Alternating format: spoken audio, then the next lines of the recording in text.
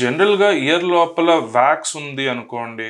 చాలామంది మనకు ఏం అలవాటు లేకపోతే చిన్నప్పటి నుంచి మనకి ఎలా చెప్తారు అంటే ఒక ఇయర్ బడ్ తీసుకొని దాన్ని లోపల పెట్టి ఇలా ఇలా తిప్పేసి బయటికి తీసి వచ్చేస్తది అనుకుంటాం. మీరు ఏ ఈఎన్‌టీ డాక్టర్‌ని అడిగినా అది ఖచ్చితంగా చేయకూడదు అని చెప్తాం. దానికి కారణం ఏంటంటే మన ఇయర్ డ్రమ్ అనేది ఒక్కొక్కళ్ళకి ఒక్కొక్క డిస్టెన్స్‌లో ఉంటది. ఇయర్ కెనాల్ అంటారు ఇది. సో ఇక్కడి నుంచి లోపలికి అందరికీ ఒకే డిస్టెన్స్‌లో ఉండదు. సుమారు ఒక ప్రాంతంలో ఉండొచ్చు అని తెలుస్తుంది గానీ, అది ఎంత డెప్త్‌లో ఉందో ఎవరికీ తెలీదు. సో మన ఇయర్ బడ్ తీసుకుని మనకి ఇయర్ వ్యాక్స్ ఉంది అని మనం అనుకోవాలి. ఫస్ట్ ఆఫ్ ఆల్ ఇది వ్యాక్సా లేకపోతే వేరే ఏమన్నా ఇన్ఫెక్షనా లేకపోతే జస్ట్ ఇచ్చింగా ఈ మూడిట్లో డిఫరెన్స్ కనుక్కోవడం కష్టం. ఇప్పుడు నాకే ఉందనుకోండి, నాకు లోపల ఇయర్ వ్యాక్స్ ఉందనే ఫీలింగ్ నాకు ఉంది అనుకోండి, నేను దాన్ని చూసుకోలేను. మహా అయితే ఫోన్లు పెట్టి ఇలా చూసి అనుకుంటారు, బట్ కనపడదు. అలాంటప్పుడు మనం ఏం చేస్తాము, ఉందా లేదా అని చూడడానికి ఇయర్ బడ్ వాడడం మొదలు పెడతాం. ఇయర్ బడ్ వాడి మనం ఇలా లోపల తిప్పుకునేటప్పుడు దానిలో డేంజర్ ఏంటంటే, ఫస్ట్ ఆఫ్ ఆల్ మన ఇయర్ డ్రమ్ కనబేర్ అంటాం, అది ఎంత డెప్త్లో ఉందో తెలియదు. సో మనం అవసరమైన దానికన్నా లోపలికి ఎక్కువ పుష్ చేసి తిప్పామనుకోండి, ఆ ఇయర్ డ్రమ్కి డ్యామేజ్ అయ్యే అవకాశాలు చాలా ఎక్కువ.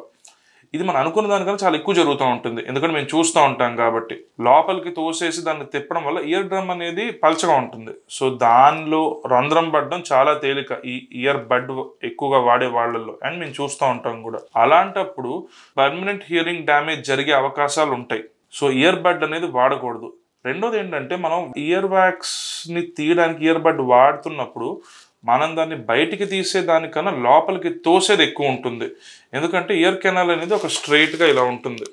మన ఇయర్ బడ్ ఈ డైరెక్షన్లో పెడుతున్నప్పుడు మనం కొంచెమే దాన్ని అందుకుని బయటికి లాగుతాం, మీద అంతా లోపలికి తోస్తున్నాం. సో ఒకటి, మనకి ఇయర్ డ్రమ్ ఎక్కడుందో కనపడదు. రెండు, మనం బయటికి తీసే ఇయర్ వ్యాక్స్ కన్నా లోపలికి ఇంకా ఇయర్ డ్రమ్ దగ్గరలోకి తోసేసే ఇయర్ వ్యాక్స్ ఎక్కువ ఉంటుంది. మూడో ప్రాబ్లం ఏంటంటేనండి, ఇయర్ లోపల ఉండే స్కిన్ మన బయట కనిపించే స్కిన్ కన్నా చాలా పలచగా ఉంటుంది. సో మనం అక్కడ ఈ ఇయర్ బడ్ని కానీ పిన్ కానీ కొంతమంది టూత్ పిక్లు వాడుతూ ఉంటారు, ఇవన్నీ పెట్టుకుని తిప్పుతున్నప్పుడు ఆ స్కిన్ పలచగా ఉండడం వల్ల అది కట్ అయ్యి అక్కడ బ్లీడింగ్ జరుగుతూ ఉంటుంది. మీరు అనుకోవచ్చు, సరే నాకు ఆగిపోయింది, ఒక 5-10 నిమిషాల్లో అది ఆగిపోయింది. ఆగిపోయిన తర్వాత ఆ కట్ ఓపెన్గా ఉండడం వల్ల అక్కడ ఇన్ఫెక్షన్లు చేరుకునే ఛాన్స్ ఎక్కువ ఉంటుంది. సో మనకి చెవు లోపల ఏదో అడ్డుపడుతున్నట్టు ఉంది అనుకోండి, మీకు లేదు నాకు సరిగ్గా వినపడట్లేదు అనుకోండి, లేకపోతే ఏదో బ్లాక్ అయినట్టున్నా ఒకసారి మీ దగ్గరలో ఏఎన్టీ డాక్టర్ని ఉంటే ఇందులో ఒకసారి కలవండి. ఎందుకంటే మా దగ్గర ఇన్స్ట్రుమెంట్స్తో మేము చూడగలం ముందు ఏముంది, అది నిజంగానే వ్యాక్స్ ఉందా లేకపోతే అది ఏదైనా ఒక రకమైన ఇన్ఫెక్షనా లేకపోతే జస్ట్ ఇచ్చినెస్ ఎలర్జీయా అని. ఈ మూడిట్లో ఏది అని ఐడెంటిఫై చేసి నిజంగా వ్యాక్స్ ఉంటే మాకు కనిపిస్తుంది, మా 2 చేతులు వాడచ్చు కాబట్టి మేము తేలిగ్గా తీసేయగలం, మీకు చుట్టుపక్కల ఏమీ డ్యామేజ్ జరగకుండా. అంటే స్కిన్కి కానీ వెనకాల ఉన్న ఇయర్ డ్రమ్కి కానీ. సో మనం స్వతహాగా ఇయర్ బడ్ లేకపోతే పిన్ను వేరే ఏవి వాడుకుని తీయకూడదు. That is absolutely not advisable. ఎందుకంటే ఎవ్రీ ఈఎన్టీ డాక్టర్ కెరియర్లో ఎంతో కొంత నంబర్ చూస్తూనే ఉంటాం, ఇలా ఇయర్ బడ్ వాడడం వల్ల, పిన్ పెట్టుకోవడం వల్ల ఇయర్ డ్రమ్కి రంధ్రం పడి వాళ్ళు నాకు వినపడట్లేదు అని మా క్లినిక్లకి హాస్పిటల్కి వస్తూ ఉంటారు.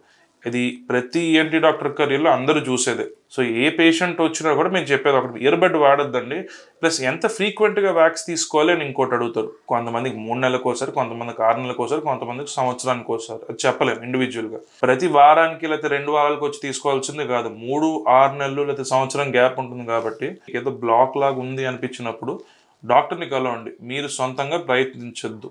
ఎందుకంటే దానివల్ల మీరు చేసుకునే మేలు కన్నా హాని జరిగే అవకాశాలు ఎక్కువ.